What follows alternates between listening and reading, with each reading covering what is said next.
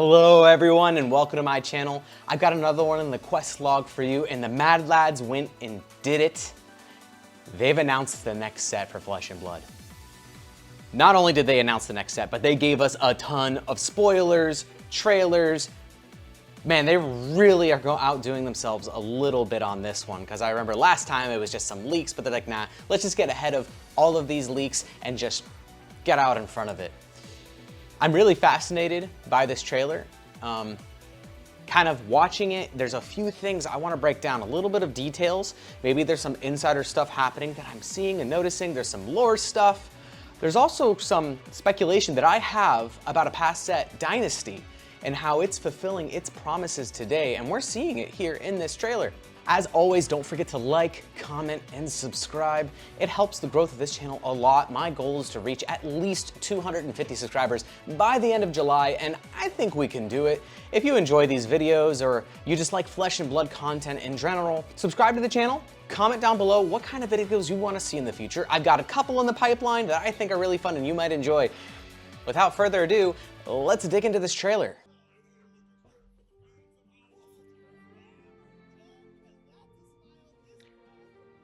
I do love the WWE framing and theming. It's really fun. Okay, I gotta pause it there. We're gonna pause real quick. Let me rewind a bit. So see this blue cape? We're gonna push play. This blue cape right here seems to be like a warrior staple, like on that girl here. And I want to kind of come over to these. This warrior card right here reminded me of it when I first saw it. This one. I don't think it's the same person. Might be the same character. But I think this is really funny for the theme of the trailer. Is it right out the gate, it's connecting your brain with warrior cards and other warrior arts. And a brute is just crushing the warrior and saying, hey, there's not gonna be any warrior in this set, guys. I'm personally disappointed. I would have loved Heavy Hitters 2.0 to include warrior.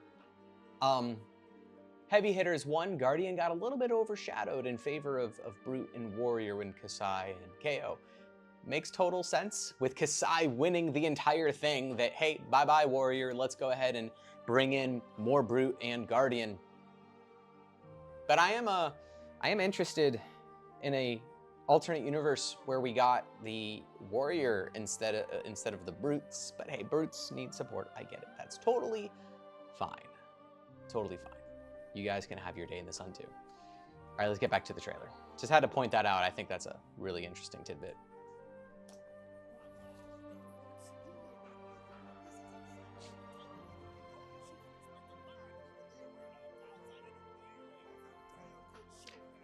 Okay, this part is great. I think, okay.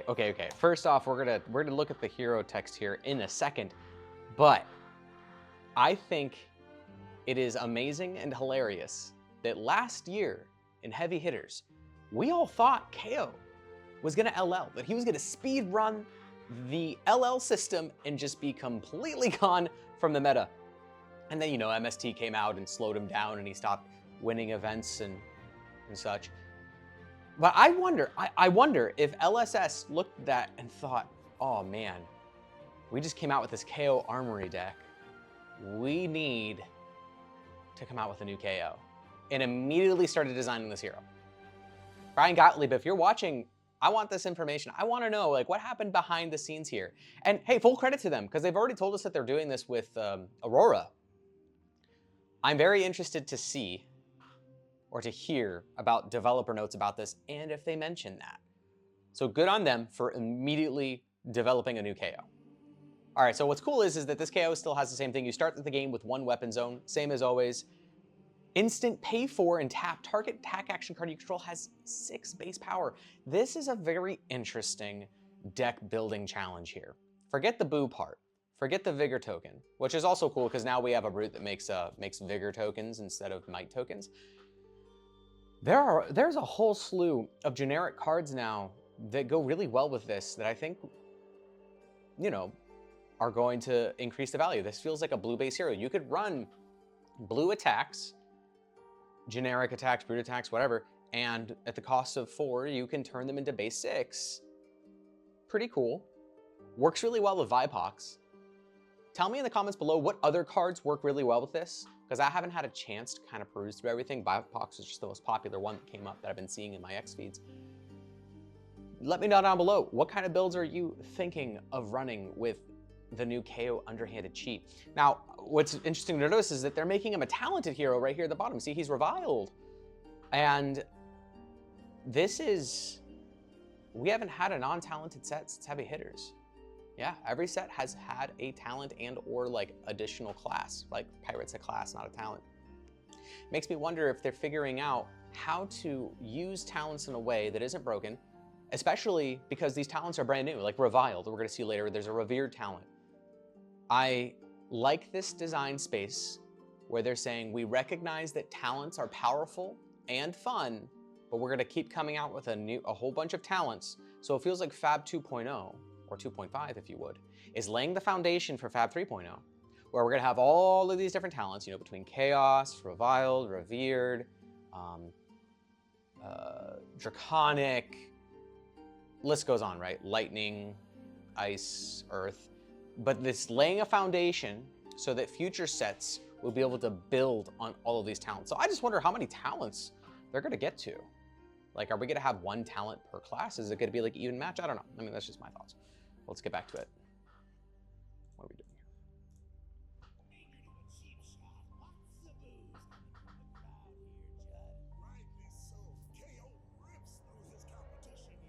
All right, I love this scene. It's just the heads flying and stuff. That art is so good. Okay. This guy is fascinating. I actually had a local mention this, and I was like, oh my gosh, he is right. So we see here, first off, this like digitized thing going on right here in the corner. It's obviously blurring out him giving us the middle finger. Indicative of the Chaos talent. It is indicative of Chaos. Also, him flashing the middle finger is also indicative of Chaos. Funny, right? It's also a goblin character. Are we about to get a goblin Chaos warrior, guardian, brute class? Is that what we're about to get here? Because this guy could be the secret hero in the set, just like Slippy was, and it does fit the chaotic archetype. Because we think like we had the secret hero in Slippy with, let me go ahead and bring him up. We have Slippy, right? Slip through, oh, I don't even know how to put it. Let me just, we're off the cuff here, guys. Just bear with me. Oh, I'll type in Arachne. Or R, maybe it'll come up there. Anyway, we have Arachne slip through the cracks, which was a Chaos hero that literally slipped through the cracks of the set and snuck in. I know his wording and stuff, so I won't bring him up, but I can also bring up Scurv, and his theme was that he was a thief, a stowaway, right? Do we see another Chaos element that's like, hey, this guy's sneaking into the set because he's a Chaos hero, and he's kind of just throwing a wrench into it? I would love for it to be another CC hero, just like Arachne was. I'm not gonna say that it's gonna be the same thing where we have a secret Blitz hero in the set. They might wanna wait on some like feedback before they implement that again. But I don't know, I'm all for it. Like, if Chaos looks like all crazy and stuff, maybe if I type in Chaos, he can come up. Yeah, here we are. Like, we got that same little digitized thing in the background, right? Where there's some sort of like digital element. Anyway, Chaos, Assassin, Hero. I would love to see a Chaos Warrior or a Chaos Guardian. We could see that. I could see that. Anyway, back to the trailer.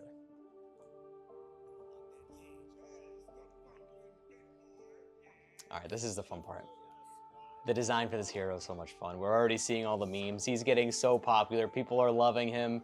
He's cute, he's adorable. And here's the cool part about his text is that you get to pitch the top card of your deck. If it's 6 or more power, the crowd cheers you. This is a hilarious hero here because he is the rock hero that LSS has promised us. He's the first CC hero with 3 intellect. I love that they're finally moving with intellect manipulation on the base card of the hero. It's been such a long time desire from me to LSS to start messing with intellect design space, like attack action cards that reduce intellect. Discard kind of does that, you know, with Codex of Frailty, discard draw, there's some intellect manipulation there with ponder tokens, but this is the first time on a hero text in CC that we have a 3 intellect hero.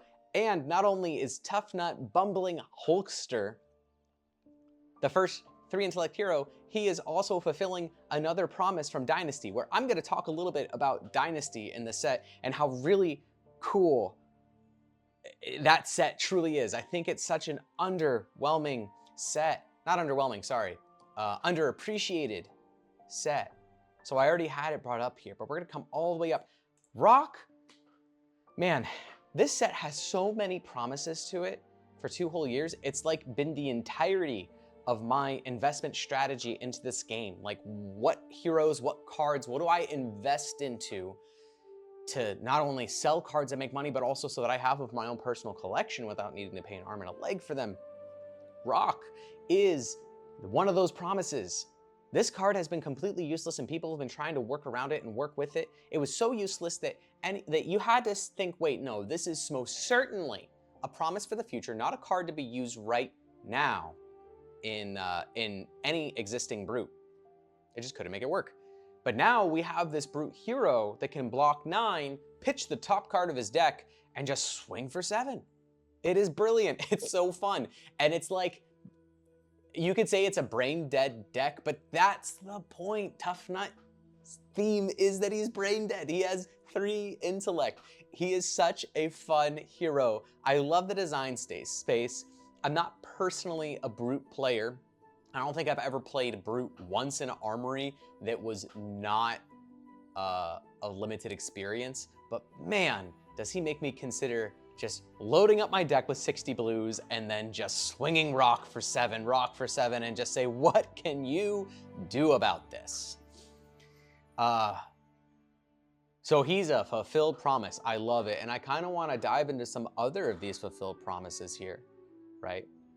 So we have Emperor Drakai of Asir confirms Royal Draconic Warrior Wizard Hero Young. He is the first dual talent, dual class hero in the game, and that told us that in the future this is something that they're going to be working towards. And they spent 2 whole years designing the idea of a multi-talented, multi-classed hero, and they did it with High Seas. They came out with a pirate hero. They also came out with Royal Draconic Warrior, Royal Draconic Ninja in both Fang and Syndra, and so he was a fulfilled promise. We have a reprint of Command and Conquer, and then we reprinted another Command and Conquer. It's a fulfilled promise saying, yes, we will reprint cards that are valuable staples.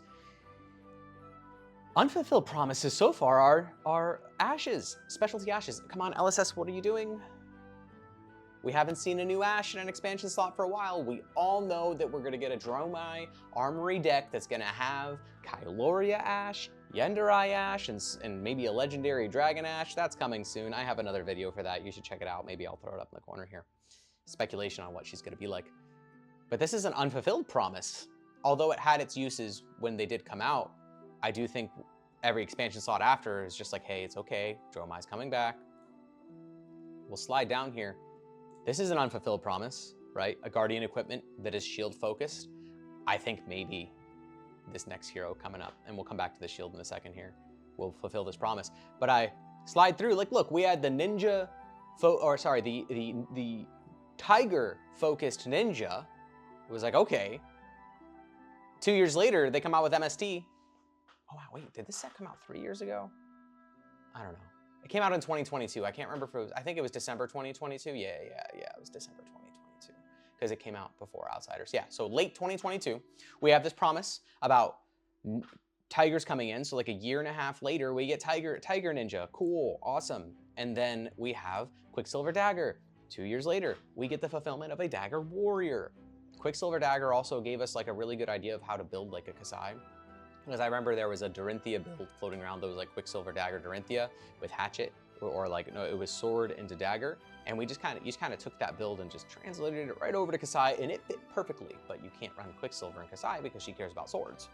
So Quicksilver Dagger coming out was a pretty interesting promise, especially for a Dagger Warrior archetype. Merciless Battle Axe is still like not fulfilled his promise. But here what was interesting is that I think this is the first time we got a taste of Overpower, right? Of the Overpower mechanic. So I think like Merciless Battle Axe might be a card that we see in the future gain some traction and value. So maybe start investing into those now. I'm really interested in the next set incorporating warriors after this. Or maybe we get like a warrior mastery pack that fulfills the promise of a merciless battle axe hero. I mean, we also got like Cleave, come on. Like, these are cards, the Cleave ended up being immediately relevant in Dorinthia Axe's story, but it kind of went away, right?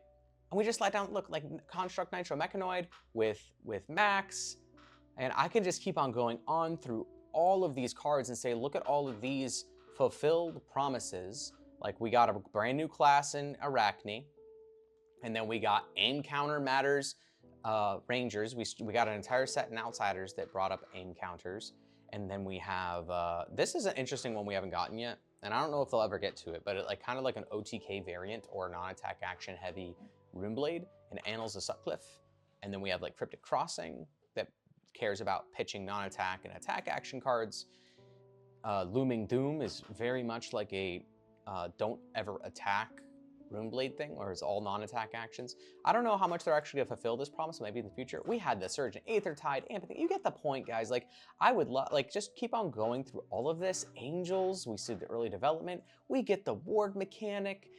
Dynasty was such a cool set the longer this game exists. Like, we have gold. Spellbang Aegis is maybe something they're gonna incorporate more, I don't know. There's so many cool cards. So like I used this future knowledge to like buy into cards like Phantom Tide Maul and stuff when they were less than $1 each, and they became like $50 each. That's why I'm buying Escalate Bloodsheds. I'm buying Chaos cards. Like, there's a future for these things. I don't know. I just love Dynasty. That's kind of like my sidebar about this, and I think that heavy hitters, and now here we are with Heavy Hitter 2.0 and SuperSlam, really, really doubling down on these future promises, right?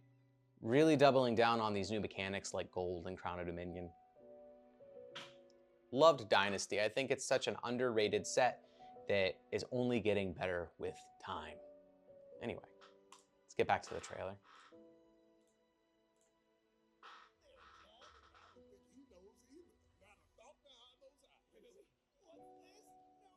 And this is like now the new revered talent, which is pretty cool. Okay, this is so metal and I love it. I love it so much that we have a hero that uses a guitar. And I kind of feel like Max could have been that hero, but this really just hammers down that theme. It's like, yeah, if it wasn't obvious before, this is an axe guitar. And you're like, all right, cool. I love heroes with axe guitars. Like, I just got finished playing, what was that game called? I'll forget about it. Love this part of the trailer. Love that Victor Goldmane's brother just intervenes, and really embodies the Goldmane name. All right. I'm gonna pause this here because this is a very exciting and interesting new hero. Oh, I didn't pause on Pleiades. Let me talk about him and maybe I go back to Pleiades, but I don't feel like we know enough about her. I just think that the art is cool and stuff to actually delve into it. But this is interesting design space. This is the shield hero. So like I was talking about before with the Dynasty Promise set, this guy might actually be the shield hero. So we have like something like Seasoned Savior. When you equip it, put 2 -1 counters on it. So you could probably get invested into some kind of like minus counters don't matter thing here. And it doesn't even have temper if you notice. It just has Battle Worm. So he doesn't like when we look at his text, the base power and defense of cards you control are half rounded up. Very interesting. First time 5 intellect hero. Having all of your stuff rounded up fits perfectly into Ram's Head. Especially when you're paying 2 here to tap and the crowd boos you, defending action cards you control get +1 this turn. That means that you can now defend with clash cards and they actually do their thing. Action cards, yeah, so defending clash action cards. So he doesn't care too much about that, but he also gets the create a might token. I don't know, I'm really in love with this new design space that they're working with, where there's trade-offs. You like the Tuffnut has the 3 intellect, but you get to play the top card of your deck or pitch the top card of your deck. Whereas Lilith or Lyeth, Goldmane, is they're halved. Your values are halved. Okay. idea here, something I wish and would have been very interesting if they had done, and maybe we'll get this in this set or in the future. Gold main estate. I want to bring this up. What if this said, instead of Victor specialization, it said gold main specialization? Now that we have two brothers, right? So we have two brothers in this. Like, what do we get cards that say gold main specialization, where both gold mains get to use it? That'd be really cool. I would really like that from a thematic perspective. Like, maybe it's some sort of card that's like fight for the inheritance or something, or divide the inheritance or whatever, and it just says gold vein specialization. It'd be such a fun, cool card. Just thematically, I don't know how you would balance that. Maybe it would say something like create a gold and create a might or whatever, but it just benefits both of them. I don't know. It's we're just having fun here, guys. Just really enjoying the new set that LSS has put out for us.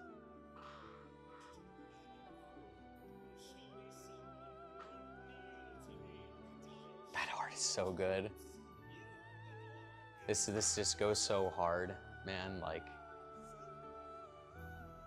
and here we are again with like the WWE SmackDown SuperSlam, get hard on everything, high on life. This is going crazy, right? Like, I love it. Hats off to you guys. So I'm just gonna be a little honest here. Love this set. At least the idea. It's been growing on me. The first moment I watched it, I was like, I don't know. I was kind of hoping for another Necromancer set.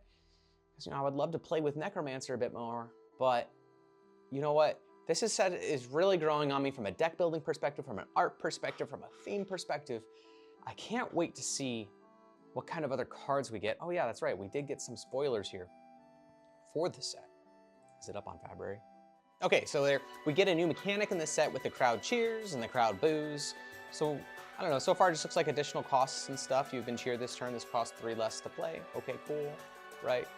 This is Comeback Kid. They could kind of feel, I don't know how like massive this is gonna be to the heroes outside of Limited, but it seems like a really fun Limited experience. I mean, being able to intimidate 3 times is terrifying. And this is reviled, so it can go in a group. Kayo specifically. And you can give it, like that's a really interesting interaction here where you pay the 3 base 6, and this you can pay the overcost, so 2 blues, intimidate twice. That could be really good in Limited for sure, and it's a majestic, so we got super rares are back, and makes sense. SuperSlam, that's another thing of the theming I really like SuperSlam, super rare. I mean, you got to bring that back somehow. These are all instants, 0 cost yellows. Generates value when you play them. I don't want to dive too much into them because that's not what this video is for. It's just talking about theming and enjoying the set itself and kind of taking it in a broad context. World Premiere Montreal, I won't be going, but Tyler will be with Team Righteous Gaming. Go subscribe to his channel. Say hello to him for me when you're there. The rainbow foil cards. There was something else in here that I want to bring up. Oh, the art on this is just amazing. Pre-release kits, finally, pre-release kits are introduced to the game. Good move. Good move. Okay, expansion slots are now, and this is, I think, is huge. It's now 1 in 6. That's pretty big. I think it was like 1 in 15 before. Correct me if I'm wrong, but I think it was a lot. It was not as nearly as many, and I love that. And several key reprints. Thank you, LSS. Oh my goodness, guys. LSS is listening. They are. They listened on Clave by reprinting it in gem packs. They listened with Codex. They listened with CNC. We have sent the message loud and clear to them, and LSS has resoundingly said, yes, we hear you, we're with you, we get you. I love it. LSS, if you're watching, please incorporate more reprints into gem packs. I think it'd be so cool that if 1 in every like 50 or 100 gem packs, you get something like an E-Strike. That would be amazing. That would really encourage growth at the local level for players to show up and potentially pull cards like E-Strike. And I really do love what they've done with the gem packs. I love how they're incorporating this. Please, with this gem pack season 3, maybe 4, do that. Really give players a huge incentive to show up to Armory, especially if they're brand new. I love it when brand new players come, but sometimes it's a grindy game, guys. You know, you show up to your Armory and you are like sitting across from somebody like Alejandro Ziegenhurt or Yuki Lee Bender or any, like maybe even Michael Hyman, I don't know. Sometimes you just run into these like massive players randomly in Armory and just get destroyed. Getting these gem packs makes it all worth it. Anyway, I think that's most of the relevant information here. Thanks for watching, everybody. Oh yeah, Armory deck for her. That's cool. Love it. I love that they're doing this. I love everything about it. It's fantastic. I don't have too many complaints yet because I haven't seen too much about the set. There's still more to come. I hope they bring in macros. I hope that they bring in definitive expansion slots. Oh yeah, this is the first set without weapons. Not the first set, but they're not doing any weapons in this set, which makes it even more interesting. So hopefully we get expansion slots for these characters in their weapons in the set.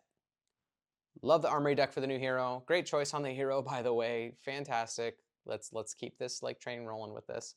Love everything they're doing. Like, comment, and subscribe. I have another video planned for this week, next week. Let me know what you think in the comments below. What are some of your predictions for this set? And I'll see you on the next video.